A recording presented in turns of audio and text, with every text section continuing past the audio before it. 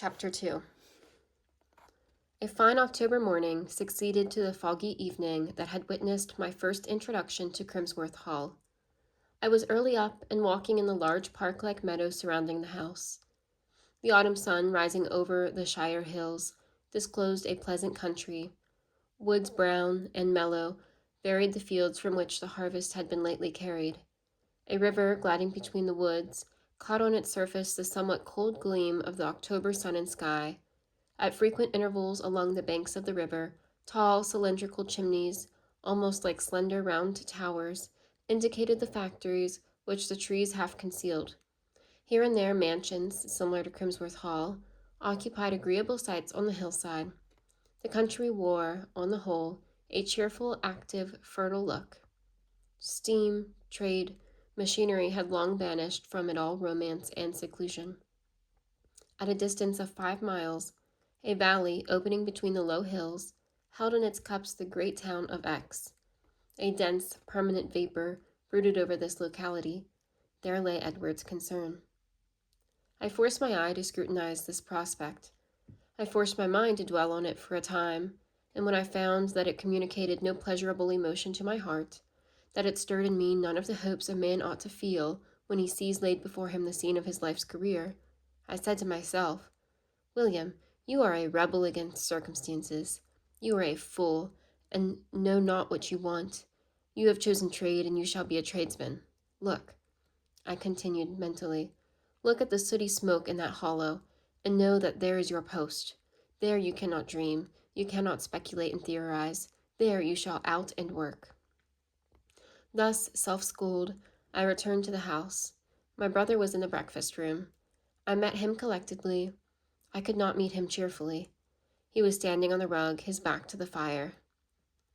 How much did I read in the expression of his eye as my glance encountered his, when I advanced to bid him good morning? How much that was contradictory to my nature? He said good morning, abruptly, and nodded, and then he snatched, rather than took, a newspaper from the table and began to read it with the air of a master who seizes a pretext to escape the bore of conversing with an underling. It was well I had taken a resolution to endure for a time, or his manner would have gone far to render insupportable the disgust I had just been endeavoring to subdue. I looked at him. I measured his robust frame and powerful proportions. I saw my own reflection in the mirror over the mantelpiece. I amused myself with comparing the two pictures. In face, I resembled him, though I was not so handsome. My features were less regular. I had a darker eye and a broader brow. In form, I was greatly inferior. Thinner, slighter, not so tall. As an animal, Edward excelled me far. Should he prove as paramount in mind as in person, I must be a slave, for I must expect from him no lion-like generosity to one weaker than himself. His cold, avaricious eye, his stern, forbidding manner told me he would not spare. Had I then force of mind to cope with him? I did not know. I had never been tried. Mrs. Crimsworth's entrance diverted my thoughts for a moment. She looked well, dressed in white, her face and her attire shining in morning and bridal freshness.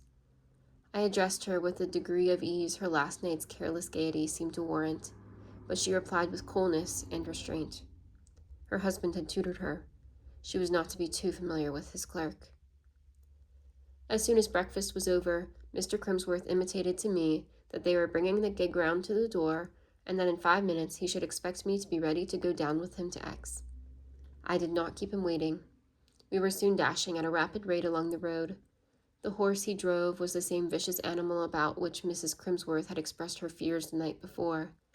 Once or twice, Jack seemed disposed to turn restive, but a vigorous and determined application of the whip from the ruthless hand of his master soon compelled him to submission, and Edward's dilated nostril expressed his triumph in the result of the contest.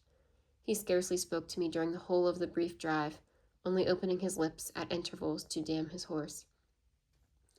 Aix was all stir and bustle when we entered it.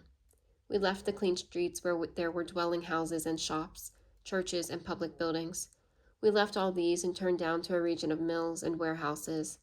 Thence we passed through 2 massive gates into a great paved yard, and we were in Big Ben Close, and the mill was before us, vomiting soot from its long chimney and quivering through its thick brick walls with the commotion of its iron bowels. Work people were passing to and fro. A wagon was being laden with pieces. Mr. Crimsworth looked from side to side and seemed at one glance to comprehend all that was going on.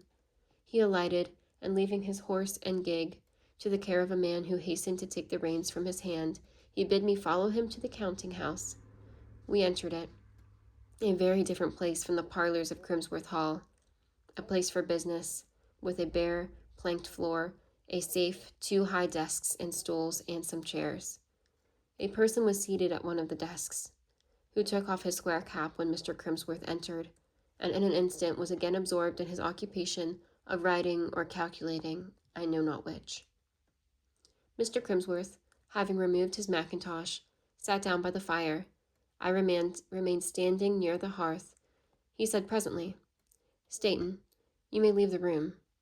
I have some business to transact with this gentleman. Come back when you hear the bell." The individual at the desk rose and departed, closing the door as he went out. Mr. Crimsworth stirred the fire, then folded his arms, and sat a moment thinking, his lips compressed, his brow knit. I had nothing to do but to watch him. How well his features were cut! What a handsome man he was! Whence, then, came that air of contraction, that narrow and hard aspect on his forehead and all his lineaments? Turning to me, he began abruptly, "You are come down to Shire to learn to be a tradesman?" "Yes, I am." "Have you made up your mind on the point?" "Let me know them at once." "Yes." "Well, I'm not bound to help you, but I have a place here vacant if you are qualified for it. I will take you on trial. What can you do? Do you know anything besides that useless trash of college learning? Greek, Latin, and so forth?"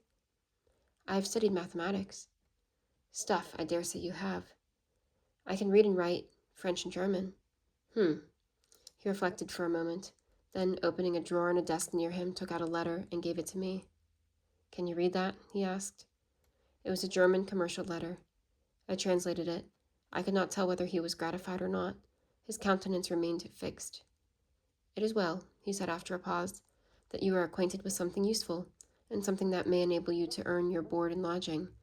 Since you know German and French, I will take you as a second clerk to manage the foreign correspondence of the house. I shall give you a good salary. And now," he continued, raising his voice, "hear once for all what I have to say about our relationship, and all that sort of humbug. I must have no nonsense on that point. It would never suit me. I shall excuse you nothing on the plea of being my brother. If I find you stupid, negligent, dissipated, idle, or possessed of any faults detrimental to the interests of the house, I shall dismiss you as I would any other clerk. £90 a year are good wages, and I expect to have the full value of my money out of you. Remember, too, that things are on a practical footing in my establishment. Business-like habits, feelings, and ideas suit me best. Do you understand?" "Partly," I replied. "I suppose you mean that I am to do my work for my wages, not to expect favor from you, and not to depend on you for any help but what I earn. That suits me exactly, and on these terms I will consent to be your clerk." I turned on my heel and walked to the window. This time I did not consult his face to learn his opinion. What it was I do not know, nor did I then care. After a silence of some minutes, he recommenced. "You perhaps expect to be accommodated with apartments at Crimsworth Hall, and to go and come with me in the gig. I wish you, however, to be aware that such an arrangement would be quite inconvenient to me. I like to have the seat in my gig at liberty for any gentleman whom, for business reasons, I may wish to take down to the hall for a night or so. You will seek out lodgings in X." Quitting the window, I walked back to the hearth. "Of course I shall seek out lodgings in X," I answered. "It would not suit me either to lodge at Crimsworth Hall." My tone was quiet. I always speak quietly. Yet Mr. Crimsworth's blue eye became incensed. He took his revenge rather oddly. Turning to me, he said bluntly, "You are poor enough, I suppose. How do you expect to live till your quarter's salary becomes due?" "I shall get on," said I. "How do you expect to live?" he repeated in a louder voice. "As I can, Mr. Crimsworth." "Get into debt at your peril, that's all," he answered. "For aught I know, you may have extravagant aristocratic habits. If you have, drop them. I tolerate nothing of the sort here, and I will never give you a shilling extra, whatever liabilities you may incur Mind that. Yes, Mr. Grimsworth, you will find I have a good memory. I said no more. I did not think the time was come for much parley. I had an instinctive feeling that it would be folly to let one's temper effervesce often with such a man as Edward. I said to myself, I will place my cup under this continual dropping. It shall stand there still and steady. When full, it will run itself over. Meanwhile, patience. 2 things are certain. I am capable of performing the work Mr. Crimsworth has set me. I can earn my wages conscientiously, and those wages are sufficient to enable me to live. As to the fact of my brother assuming towards me the bearing of a proud, harsh master, the fault is his, not mine, and shall his injustice, his bad feeling, turn me at once aside from the path I have chosen? No. At least ere I deviate, I will advance far enough to see whether my career trends. As yet, I am only pressing in at the entrance. A straight gate enough. It ought to have a good terminus. While I thus reasoned, Mr. Crimsworth rang a bell. His first clerk, the individual dismissed previously to our conference, re-entered. Mr. Staton, said he, show Mr. William the letters from Voss Brothers, and give him English copies of the answers. He will translate them. Mr. Staton, a man of about 35, with a face at once sly and heavy, hastened to execute this order. He laid the letters on the desk, and I was soon seated at it, and engaged in rendering the English answers into German. A sentiment of keen pleasure accompanied this first effort to earn my own living, a sentiment neither poisoned nor weakened by the presence of the taskmaster, who stood and watched me. For some time, as I wrote, I thought he was trying to read my character, but I felt as secure against his scrutiny as if I had had on a casque with the visor down, or rather I showed him my countenance with the confidence that one would show an unlearned man a letter written in Greek. He might see lines and trace characters, but he could make nothing of them. My nature was not his nature, and its signs were to him like the words of an unknown tongue. Ere long, he turned away abruptly, as if baffled, and left the counting-house. He returned to it but twice in the course of that day. Each time he mixed and swallowed a glass of brandy and water, the materials for making which he extracted from a cupboard on the side of the fireplace. Having glanced at my translations, he could read both French and German. He went out again in silence.